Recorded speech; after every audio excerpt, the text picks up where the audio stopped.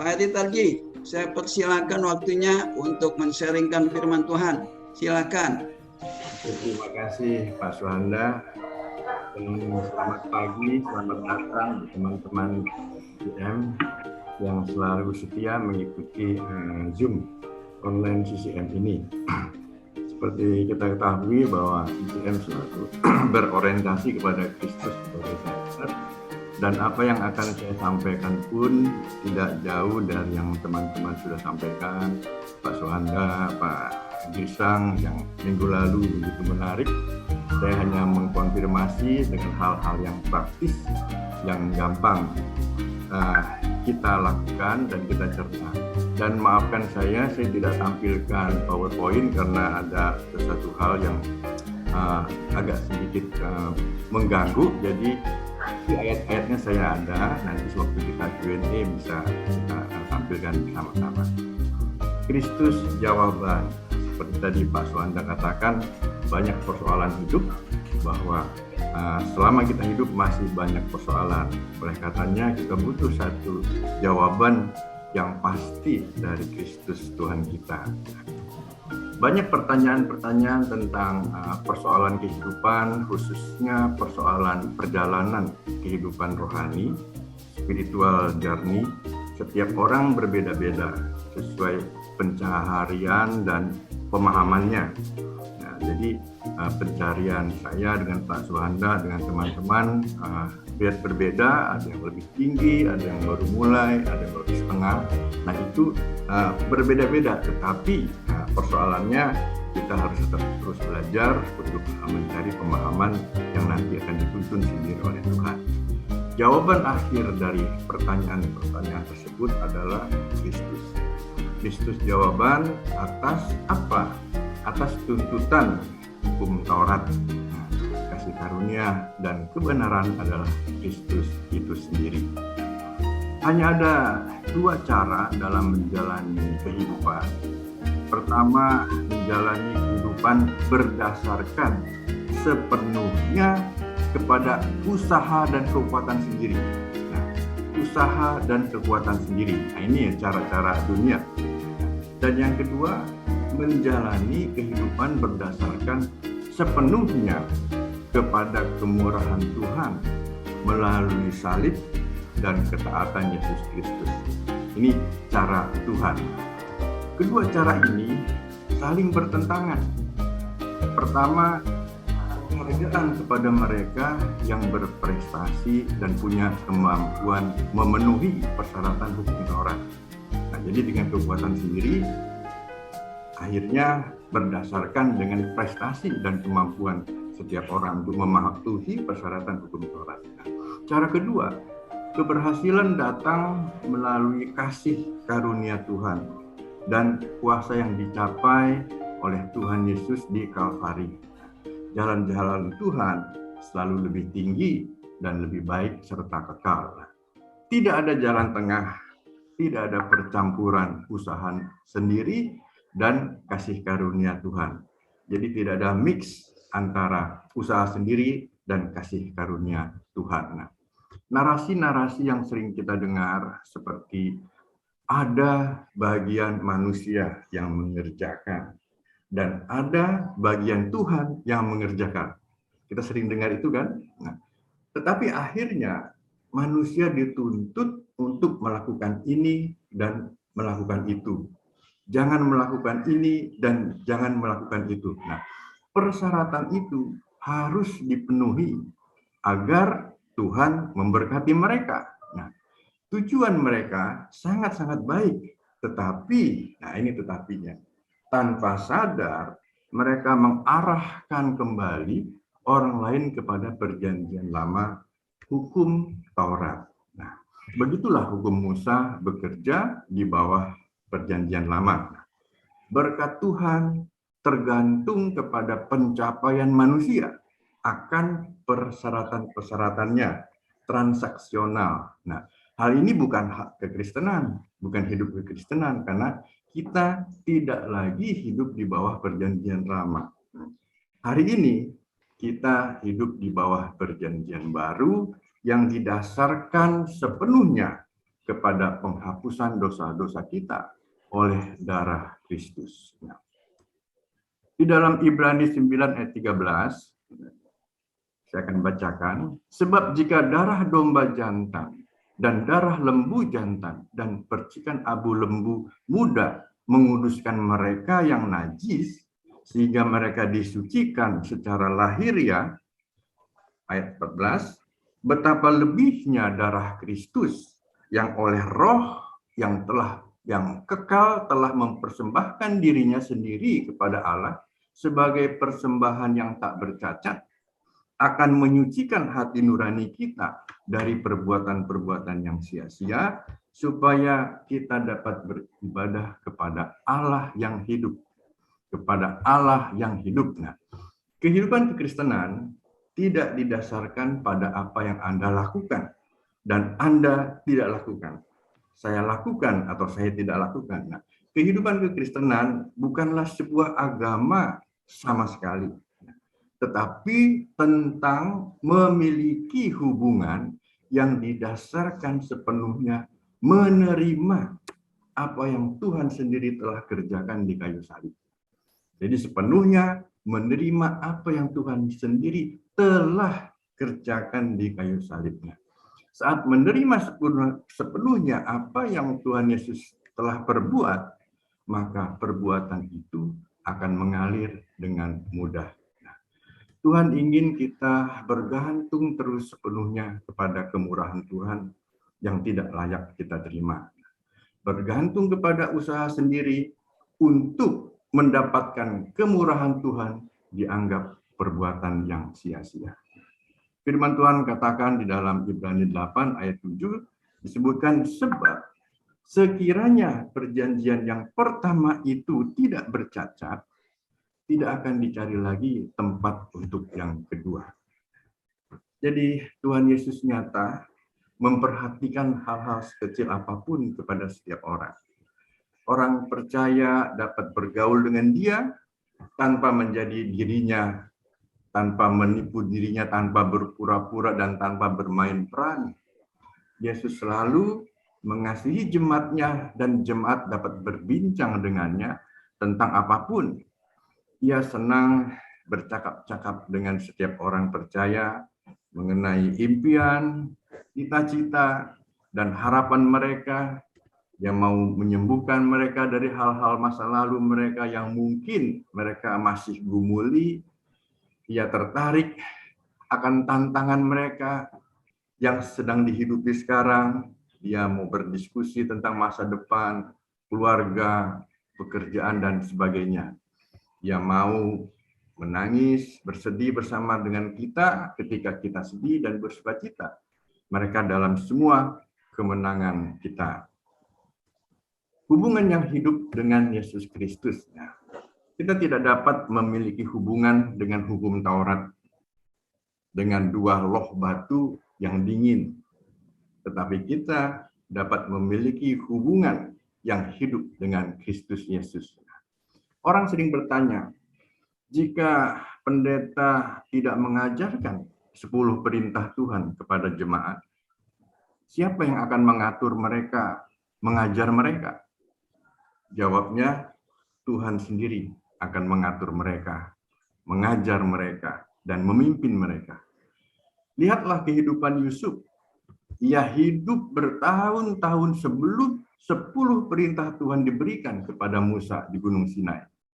Namun ia dapat melihat istri Potifar yang cantik yang menyerahkan dirinya kepadanya dan berkata, bagaimana mungkin aku melakukan kejahatan yang besar ini dan berbuat dosa terhadap Tuhan? Itu kata Yusuf. Semua ini terjadi jauh sebelum ada perintah yang mengatakan janganlah berzina. Pertanyaannya, siapakah yang mengajarkan ini kepada Yusuf? Siapa yang mengajarkan kepadanya bahwa perzinahan adalah kejahatan besar terhadap Tuhan? Mari kita pikirkan dan renungkan hal ini. Yusuf, seorang pria muda yang penuh semangat, jauh dari rumah orang tuanya. Ia tahu bahwa tidur dengan istri Potifar akan memberinya banyak fasilitas lain, istri seorang pejabat, atau ia dapat saja kepengaruhan terhadap Tuhan dan saudara-saudaranya yang dulu telah mengkhianatinya. Ia dapat saja mengambil kesempatan dari situasi ini. Tidak ada di sekitarnya yang tahu, tidak ada orang yang tahu. Namun, coba tebak, Yusuf memiliki hubungan dengan Tuhan. Ia memiliki hubungan dengan raja dari segala raja. Yusuf tahu bahwa Tuhan ada bersamanya setiap langkah dan bahwa Tuhan tidak meninggalkannya. Ia tahu Tuhan Immanuel. Yusuf tidak mempunyai 10 perintah Tuhan yang mengatur dirinya. Yang ia miliki hanyalah hubungan yang hidup dengan Tuhan. Ia tahu bahwa Yesus adalah penuntunnya dan itu membuatnya aman, damai, dan berhasil. Tuhan menaruh hukumnya dalam akal budi kita dan menuliskannya dalam hati kita. Ibrani 8 ayat 10 berkata, "Maka inilah perjanjian yang kuadakan dengan kaum Israel sesudah waktu itu." Sesudah hukum Taurat. Demikianlah firman Tuhan, "Aku akan menaruh hukumku dan akal budiku kepada mereka dan menuliskannya dalam hati mereka. Maka aku akan menjadi Allah mereka dan mereka akan menjadi umatku." Inilah anugerah Tuhan. Anugerah Tuhan yang tidak boleh kita sia-siakan. Kepercayaan yang salah menyebabkan perilaku yang salah. Sebaliknya, kepercayaan yang benar menyebabkan perilaku hidup benar.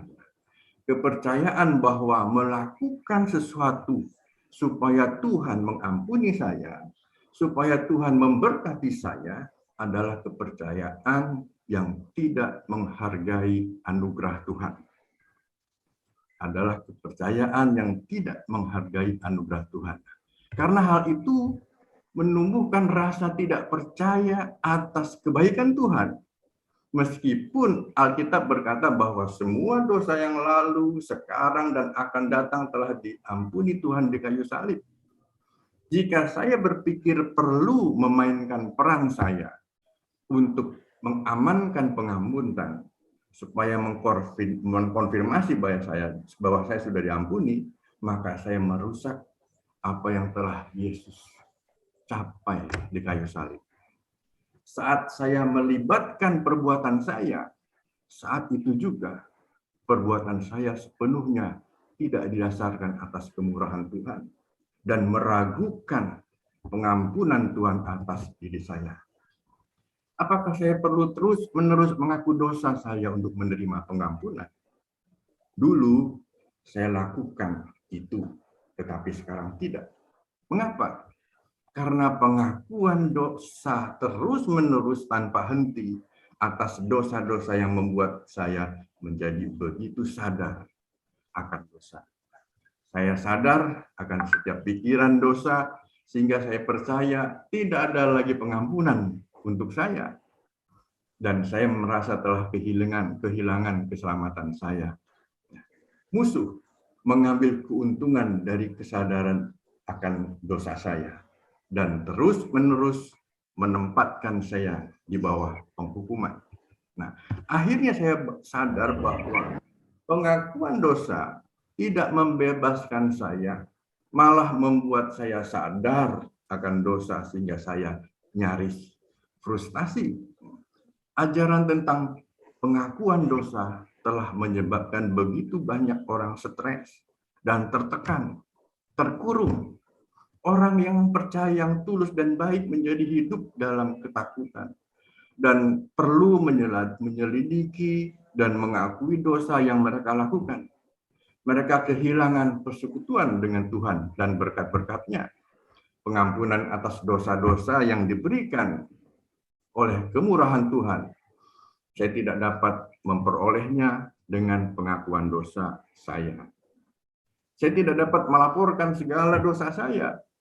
Hukum Taurat bekerja secara totalitas Bapak Ibu tahu semua. Nah, barang siapa menuruti seluruh hukum Taurat, tapi mengabaikan satu bagian daripadanya, ia bersalah terhadap seluruhnya. Ajaran pengakuan dosa ini sudah tidak masuk akal dan bertentangan dengan ajaran dalam Perjanjian Baru tentang kemurahannya yang mengatakan semua dosa dan kesalahan saya sudah tidak lagi diingat-ingat Tuhan.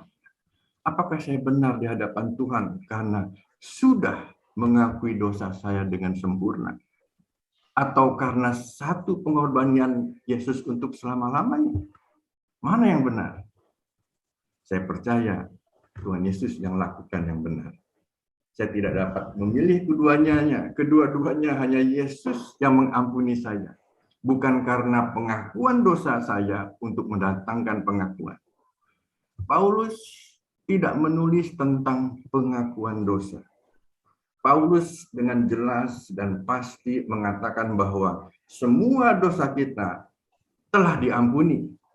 Dan pengampunan dosa kita adalah menurut kekayaan kasih karunia-Nya dan bukan atas perbuatan kita.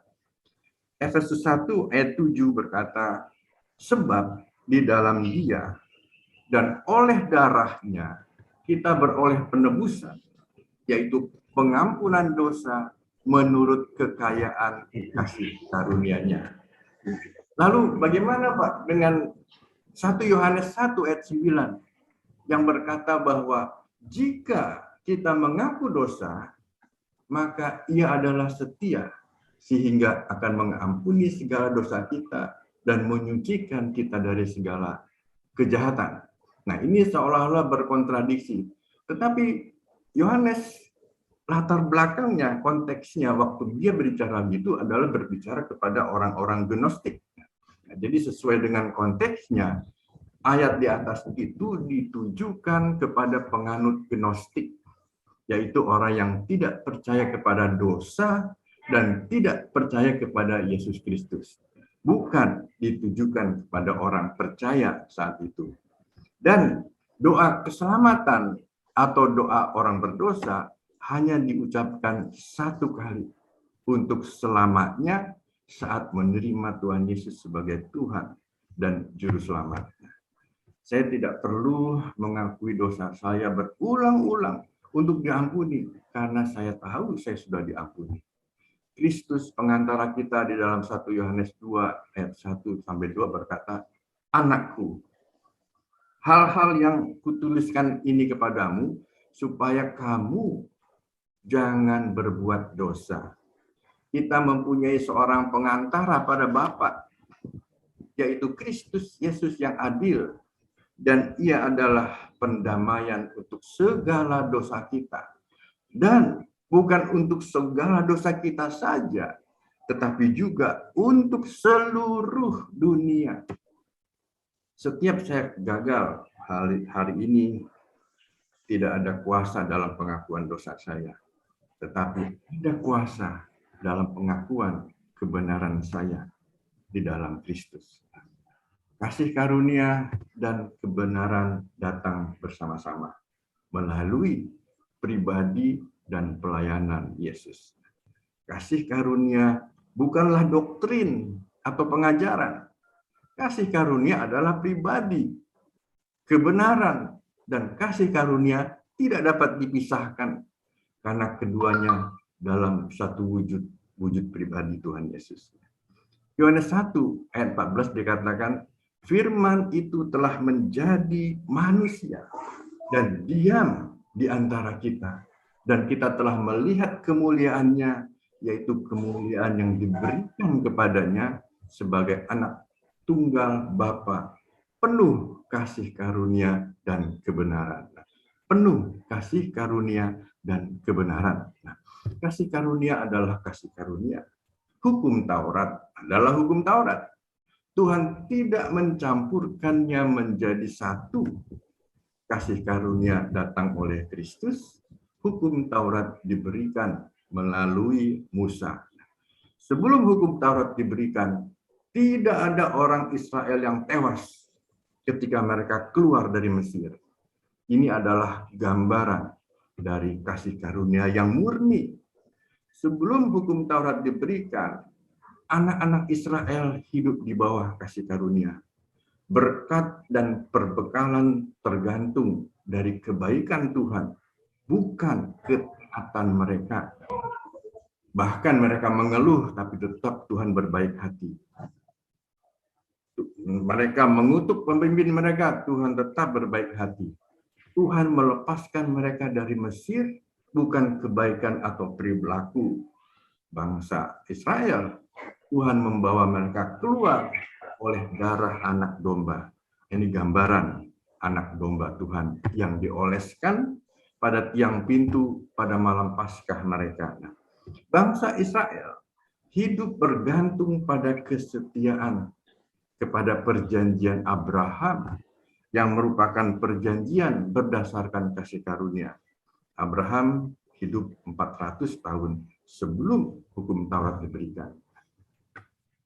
Perjanjian pertukaran perjanjian di Gunung Sinai.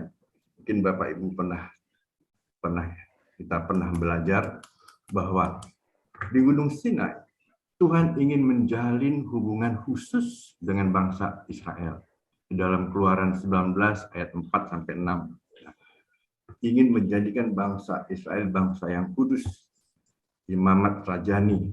Namun bangsa Israel ingin menukar perjanjian kasih karunia dengan perjanjian mereka sendiri yang berbeda. Nah, ketika Musa menyampaikan kepada mereka apa yang Tuhan firmankan, mereka menjawab dengan arogan, dengan sombong, dengan kata-kata, semua yang Tuhan perintahkan kepada kami, kami akan melakukannya. Di dalam Keluaran 19 ayat 8, apa yang Tuhan perintahkan kepada kami, akan kami lakukan. Sebenarnya, mereka katakan kepada Tuhan adalah, Tuhan, jangan hakimi kami atau mendekati kami berdasarkan kebaikan dan kesetiaan Tuhan. Nilailah kami berdasarkan kebaikan kami, ketaatan kami, kemampuan kami.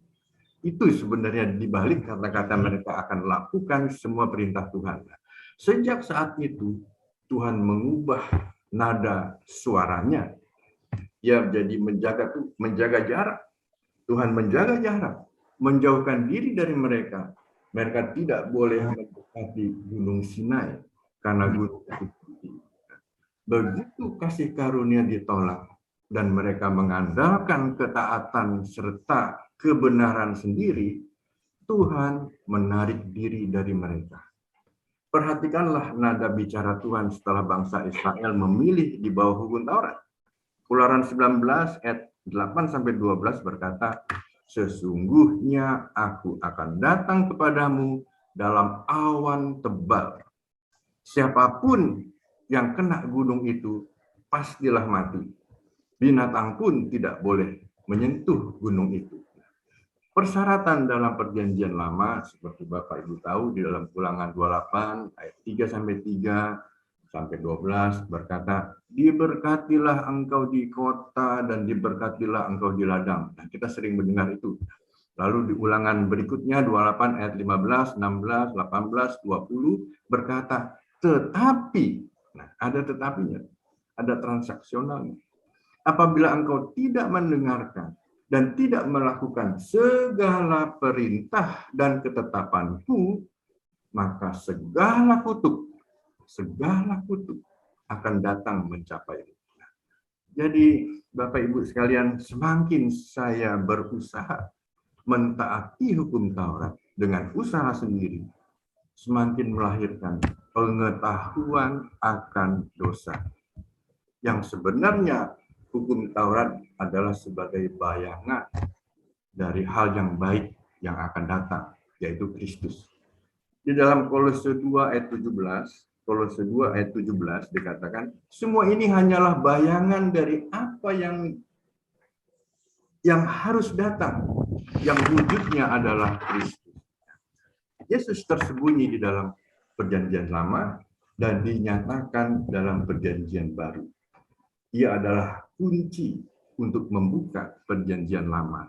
Nah, perintah langsung dari Tuhan kepada Musa setelah 10 perintah diberikan adalah membangun mezbah, tempat korban disiapkan, yaitu korban salib Kalvari sebagai gambaran korban salib Kalvari dari anak domba. Nah, saya tidak dapat menambah pengorbanan Yesus, juga tidak dapat layak mendapat kemurahannya dengan mengandalkan ketaatan hukum Taurat. Dulu kita sering dengar kita harus bayar harga. Yang sebenarnya semua harga sudah lunas dibayar oleh Tuhan Yesus. Pertukaran ilahi antara domba dan Yesus adalah gambaran dari kedatangan Yesus di dalam perjanjian lama. Nah, sengat maut ialah dosa dan kuasa dosa ialah hukum Taurat. Kita bisa baca nanti di 1 Korintus 15 ayat 56, Roma 6 ayat 23, Ibrani 10 ayat 1. Di dalam hukum Taurat hanya terdapat bayangan saja dari keselamatan yang akan datang, bukan hakikat yang dari keselamatan itu sendiri. Jadi Ibrani 10 ayat 1 katakan di dalam hukum Taurat hanya terdapat bayangan saja dari keselamatan yang akan datang dan bukan hakikat dari keselamatan itu sendiri. Nah, Yesus tergantung di kayu salib dari pukul 9 pagi sampai jam 3 sore adalah gambaran menggenapi korban petang dan korban pagi. Korban pagi dan korban petang di hukum Taurat. Nah, jika saya gagal dalam satu hukum, saya bersalah karena melanggar seluruh hukum Taurat. Jika hukum Taurat sempurna, pertanyaannya, mengapa ada hewan korban dan persembahan yang selalu kita berikan, kita korbankan setiap kali kita membuat kesalahan? Nah, mungkin mereka secara fisik mentaati hukum Taurat, tetapi mereka berdosa di dalam hati karena hukum Taurat standarnya tinggi. Melihat wanita sama dengan dosa perzinahan. Di dalam Matius 5 ayat 22, marah sama dengan dosa pembunuhan. Matius 5 ayat 28. Standar hukum Taurat jauh lebih tinggi dari hukum manusia. Ia menuntut jasmani, rohani, hati, dan pikiran. Orang Farisi, imam-imam hukum Taurat pada saat itu, orang Farisi membawa hukum Taurat Tuhan ke tingkat yang dapat dilakukan manusia. Jadi membawa turun hukum Taurat ke tingkat yang dapat dilakukan oleh manusia. Sehingga manusia membanggakan diri atas kemampuan mereka untuk mentaati hukum Taurat. Tetapi Tuhan Yesus datang untuk membongkar kegagalan mereka orang-orang Farisi karena tidak ada satupun yang bisa mentaati hukum Taurat. Nah, dan menunjukkan kepada orang-orang Farisi bahwa Tuhan Yesus menunjukkan kepada orang-orang Farisi bahwa hukum Taurat adalah standar yang mustahil bagi manusia. Seperti contohnya cungkil matamu kalau melihat hal-hal yang berdosa, atau potong tanganmu kalau berbuat hal-hal yang berdosa. Ya, tidak ada manusia yang dapat dibenarkan oleh hukum Taurat. Di dalam Roma 3 ayat 10, Roma 8, ayat 18, ayat 19, ayat 20 berkata begitu. Nah, 10 perintah Tuhan tidak diberikan untuk menghentikan dosa. 10 perintah Tuhan tidak diberikan untuk menghentikan dosa, tetapi justru sebaliknya untuk menelanjangi dosa. Sehingga manusia butuh juru selamat. Manusia butuh juru selamat. Kecenderungan manusia untuk berbuat dosa dibangkitkan ketika hukum Taurat diberikan. Roma 7 ayat 9 sampai 10 berkata, dahulu aku hidup tanpa hukum Taurat. Rasul Paulus katakan begitu. Tetapi sesudah datang perintah itu, dosa mulai hidup.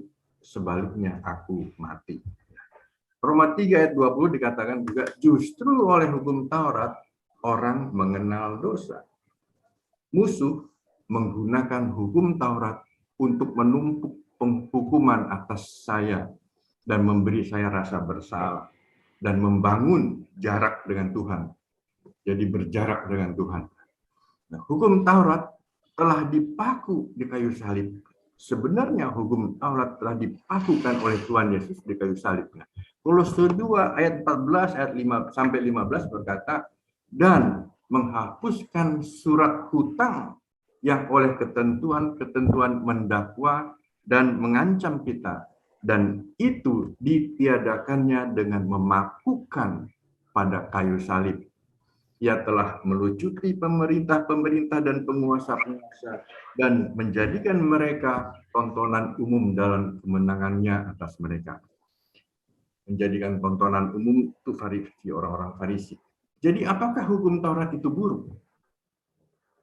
Apakah hukum Taurat itu buruk? Tidak. 1000 kali tidak. Roma 7 ayat 12 dikatakan, hukum Taurat adalah kudus. Perintah itu kudus dan baik, namun tidak mempunyai kekuatan membuat saya menjadi kudus. Seperti cermin menunjukkan kekotoran dan kejelekan saya, tetapi tidak bisa membersihkan kotoran dan jeleknya saya. Roma 7 ayat 14 sampai 15 berkata, sebab kita tahu bahwa hukum Taurat bersifat rohani, tetapi aku bersifat daging, terjual di bawah kuasa dosa. Sebab apa yang aku perbuat, aku tidak tahu, karena bukan apa yang aku kehendaki yang aku perbuat, tetapi apa yang aku benci, itulah yang aku perbuat.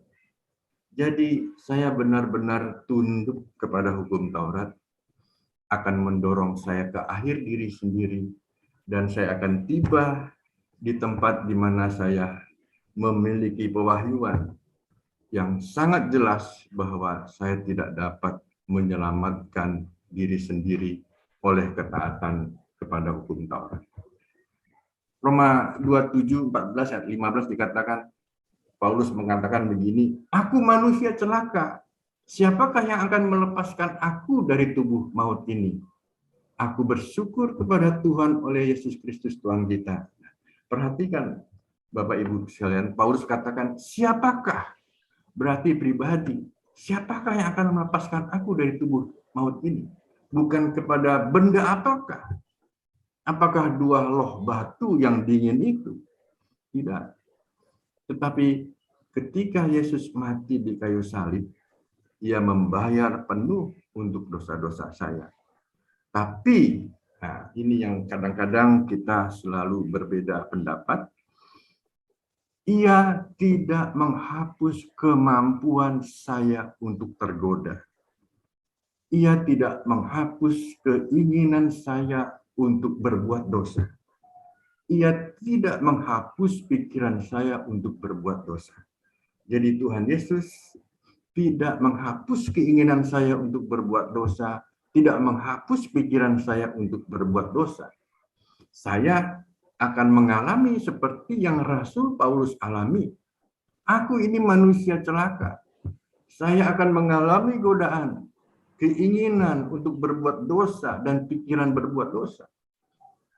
Dan ini adalah kebenaran Paulus yang tidak malu dia membicarakannya. Jika Kristus mati untuk menghapus keinginan berbuat dosa dan pikiran dosa, maka Kristus gagal. Sebab kita semua tahu bahwa sampai hari ini kita masih tergoda untuk berbuat dosa. Hukum Taurat tidak menghentikan dosa, tetapi pewahyuan akan pengetahuan kasih karunia-Nya sanggup untuk menghentikan dosa. Kekuatan untuk tidak lagi berbuat dosa, itulah kasih karunia. Roma 8 ayat 1 berkata, demikianlah sekarang tidak ada penghukuman bagi mereka yang ada di dalam Kristus, yang tidak hidup menurut daging, tetapi menurut roh. Saat saya tergoda saat ingat ayat ini, demikianlah Satu pikiran dan keinginan. saat pikiran dosa melintas dalam benak saya, maka tidak ada lagi penghukuman karena ada dalam Kristus. Dosa tidak berakar pada orang yang penuh kesadaran bahwa ia benar di dalam Kristus. Saya tidak dapat menghentikan burung-burung yang terbang di atas kepala saya, tetapi saya dapat menghentikan burung-burung yang membangun sarang di atas kepala saya.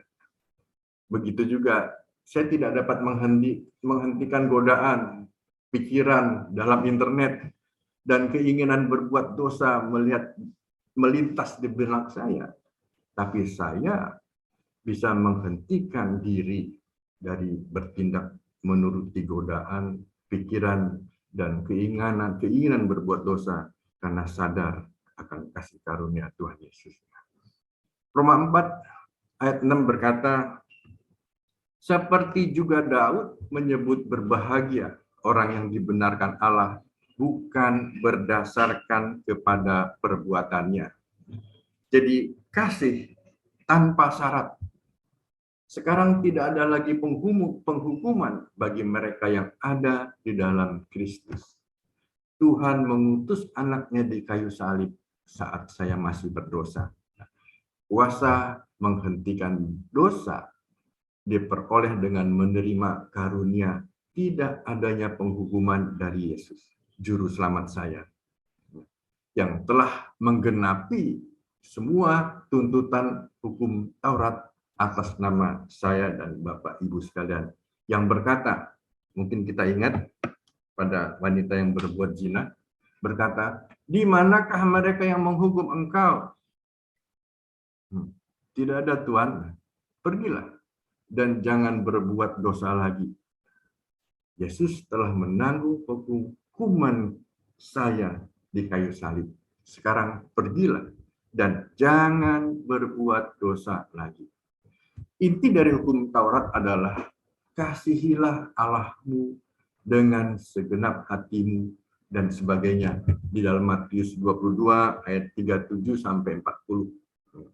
Dan langsung dijawab oleh Kristus, aku mengasihimu sampai mati di kayu salib. Yohanes 3 ayat 16 dikatakan karena begitu besar kasih Allah akan dunia ini, maka ia mengutus anaknya yang tunggal. Ketika kasih Allah melimpahi saya dan ibu saudara semua, saya dengan mudah menggenapi hukum Taurat tanpa berusaha. Salib adalah demonstrasi dari kasih Tuhan, bukan kasih saya. 1 Yohanes 4 ayat 10 berkata, inilah kasih itu, bukan kita yang telah mengasihi Allah, tetapi Allah yang mengasihi kita dengan mengutus anaknya sebagai pendamaian bagi dosa-dosa. Jadi kelihatannya ini berkontradiksi. Inti dari hukum Taurat tadi dikatakan, kasihilah Allahmu dengan segenap hatimu, kasihilah sesamamu seperti dirimu sendiri. Tetapi dalam kasih karunia Tuhan Yesus dalam perjanjian baru, terbalik. Inilah kasih itu. Bukan kita yang telah mengasihi Allah, tetapi Allah yang mengasihi kita sampai ia mau mati di kayu salib untuk menebus kutuk-kutuk hukum Taurat dan dosa kita. 1 Yohanes 4 ayat 11, sebentar lagi saya selesai. Saudara-saudara terkasih, jika Tuhan mengasihi kita, maka haruslah kita juga saling mengasihi. Di sini kita bisa melihat juga, jika Tuhan mengasihi kita, jadi Tuhan terlebih dahulu mengasihi kita, haruslah kita juga saling mengasihi. Roma 13 ayat 10 dikatakan, kasih tidak berbuat jahat terhadap sesama manusia. Karena itu, kasih adalah kegenapan hukum Taurat. Janganlah memulai dengan kasih karunia, tetapi kembali ke hukum Taurat. Ini yang kadang-kadang kita nggak sadar. Janganlah memulai dengan perjanjian baru, hanya untuk kembali ke perjanjian lama. Bagaimana mengetahui perbedaan antara ajaran perjanjian lama dan perjanjian baru. Caranya hanya introspeksi diri. Apakah saya memikirkan apa yang harus saya lakukan? Atau apa yang telah Yesus lakukan? Apakah saya memandang diri sendiri atau memandang Yesus? Itu saja kalau kita ingin tahu perbedaan antara ajaran perjanjian lama dan perjanjian baru. Introspeksi diri, apakah saya memikirkan apa yang saya harus perbuat, saya lakukan ini, lakukan itu, atau kita menyaksikan apa yang telah Yesus lakukan untuk dunia ini, dahulu, hari ini, dan akan datang. Apakah saya memandang pada diri sendiri atau memandang kepada Yesus? Ketika saya melihat diri sendiri, yang saya lihat adalah ketidakmampuan saya. Dan itu kesia-siaan. Tuhan menilai saya apa yang telah Tuhan Yesus lakukan di kayu salib. Tuhan tidak akan menghukum orang percaya lagi, bukan karena ia mulai melemah, bukan karena ia mulai baik, tidak, tapi karena semua dosa telah dihukum di dalam tubuh Yesus. Persyaratan dalam perjanjian baru begitu mudah. Di dalam Ibrani 8 ayat 10-13 berkata, Aku telah menaruh hukumku dalam pikiran mereka dan menuliskannya dalam hati mereka. Nah, di hukum perjanjian lama ditulis dalam loh batu yang dingin, tapi dalam kasih karunia perjanjian baru Tuhan menulis hukumnya dalam hati dan pikiran kita. Oleh karena itu kita bisa berpikir dan berkonsultasi dan berkomunikasi dengan hukum itu, yang adalah Tuhan sendiri yang menaruh. Maka aku akan menjadi Tuhan mereka dan mereka akan menjadi umatku. Tidak seorang pun dari mereka akan mengajar lagi sesamanya atau sesama saudaranya dengan mengatakan, kenallah Tuhan. Karena mereka semua dari yang kecil sampai yang terbesar akan mengenal aku. Sebab aku akan menaruh belas kasihan terhadap kesalahan mereka, dan aku tidak akan mengingat-ingat lagi dosa mereka. Oleh karena itu, ia berkata tentang perjanjian baru. Ia mengatakan yang pertama itu sebagai perjanjian yang telah usang. Perjanjian lama itu hukum Taurat yang telah usang karena standarnya begitu tinggi. Tetapi dalam perjanjian baru, hukum itu ditaruh dalam hati dan pikiran kita. Oleh karenanya Tuhan senang sekali kalau kita berpikir dengan hati dan pikiran mengenai tentang Dia, meminta nasihat dari Dia, meminta keputusan dari Dia. Sangat senang, apalagi kalau kita ingin mengenal Dia lebih dalam lagi. Tuhan akan membuka hati dan pikiran kita sehingga mendapatkan pewahyuan yang baru yang benar-benar mendamaikan hati kita. Perjanjian lama selalu berbicara apa yang harus saya lakukan. Tetapi perjanjian baru selalu bicara apa yang Tuhan telah lakukan. Di dalam Yohanes 13 ayat 34 berkata, Ia telah memberi perintah yang baru, yaitu saling mengasihi, sebagaimana Ia telah mengasihi kita. Jadi Tuhan Yesus mengasihi kita dulu, baru kita bisa mengasihi sesama. Kalau dengan kekuatan sendiri kita mengasihi sesama, sepertinya akan sia-sia. Dan sepertinya itu melakukan kembali ke hukum Taurat dengan kekuatan sendiri. Jadi hukum yang Tuhan tuliskan di hati saya adalah hukum kasih dan kerajaannya, dan hukum iman. Nah, kerajaan Tuhan adalah kebenaran yang roh dan kebenaran. Itu yang ditulis di hati kita semua, dan kerajaannya dan hukum iman. Dan kasih adalah penggenapan hukum Taurat. Ketika saya mengalami kasih dan kemurahan Tuhan dalam hidup saya, kasih itu meluap ke dalam semua hubungan saya. Pertama dengan Tuhan, kemudian dengan pasangan, dengan istri saya, kemudian dengan anggota keluarga, teman-teman, rekan sekerja, dan semua orang yang saya temui.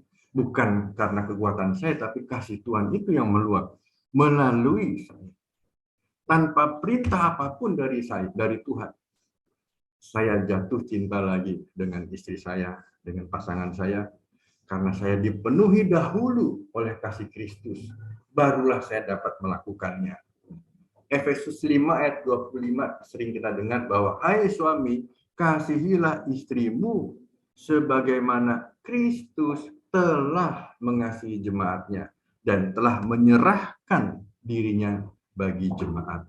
Jadi Kristus telah mengasihi dahulu, baru kita bisa mengasihi pasangan kita. Ketika saya menerima kasih Tuhan, saya tidak saja menggenapi hukum Taurat, malah melebihi itu. Karena Tuhan Yesus yang telah melakukannya lebih dahulu. Jadi perjanjian baru, Bapak Ibu sekalian, bicara tentang memiliki hubungan yang hidup, dinamis, dan menyatu dengan Tuhan. Christ in me, Christ in you. Hukum Taurat lebih lemah. Hukum Taurat hanya bisa memerintahkan untuk tidak berzina, tetapi tidak dapat membuat hati saya mengasihi, mencintai pasangan saya.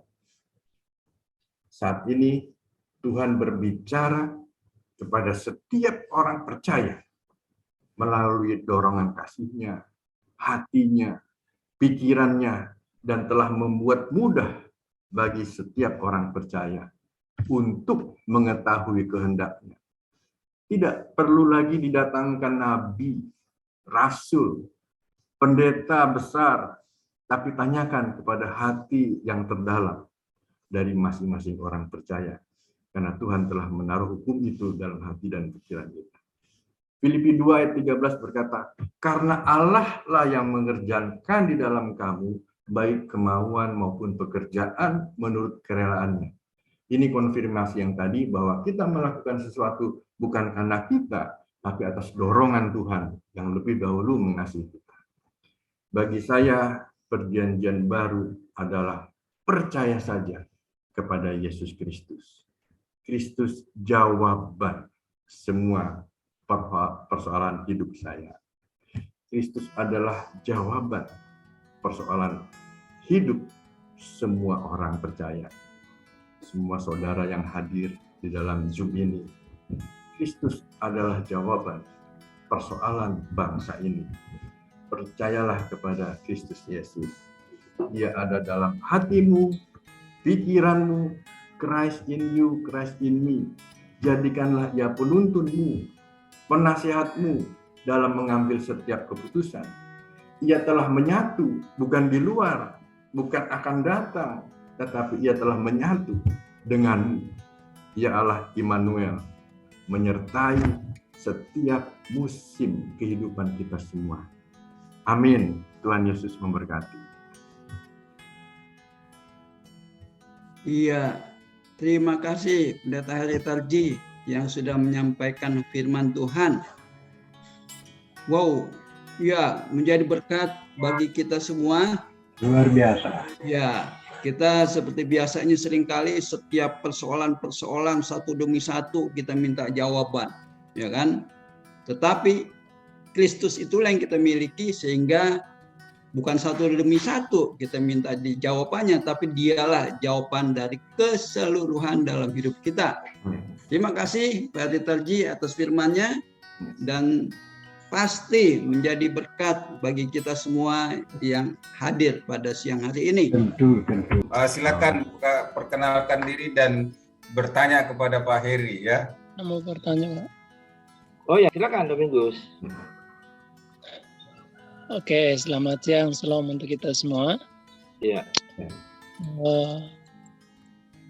Ingat tentang apa yang disampaikan oleh hambanya tadi tentang perjanjian lama dan perjanjian baru atau kasih karunia itu, yang menjadi sebuah pertanyaan saya, apa yang membuat Yakub itu diberkati oleh Tuhan sedangkan Esau tidak diberkati oleh Tuhan? Yakub adalah orang yang tidak melakukan apa-apa, orang yang berbohong, tapi dia diberkati oleh ayahnya. Sedangkan Esau sebenarnya adalah orang yang melakukan perintah ayahnya untuk pergi ke ladang, pergi ke hutan untuk memburukan seekor ternak yang terbaik untuk ayahnya. Jadi apa yang membuat Yakub diberkati, Pak? Ya, Bagus. Ya, silakan Pak Ali Parji. seperti firman Tuhan katakan bahwa anak yang sulung itu, kesulungan itu diberkati Tuhan dibanding yang kedua. Tetapi Esau sangat disayangkan, tidak menghargai kesulungannya, itu menganggap remeh kesulungan dari Tuhan, hak-hak kesulungannya itu, sehingga dia mau menukarkan kacang merah itu kepada adiknya. Nah, sedangkan adiknya dia mengambil hak kesulungan karena memang dilepaskan oleh kakaknya Esau. Akhirnya dia ngambil hak kesulungan itu dan dia diberkati. Nah, jadi itu juga satu gambaran bahwa Israel, saudara sulung kita, yang tidak menghargai kasih karunia Tuhan, malah menolak. Akhirnya kita yang di luar dari orang-orang Gentile ini yang mendapat kasih karunia yang percaya kepada Tuhan. Jadi berkat yang tidak berkati itu sebenarnya tergantung dari orang yang menerima hak itu. Nah, kalau haknya itu disepelekan, ya dia nggak bisa diberkati. Jadi saya kira itu Pak Domingos yang bisa menjawab. Kalau kurang puas, mungkin ada teman-teman lain yang bisa membantu jawaban pertanyaan Pak Domingos. Oh, Silakan. Saya maju sedikit tentang itu, Pak. Ya, boleh. Ya, silakan Pak. Jadi bahwa Esau percaya kepada dirinya sendiri. Yakub percaya kepada perjanjian. Itu aja.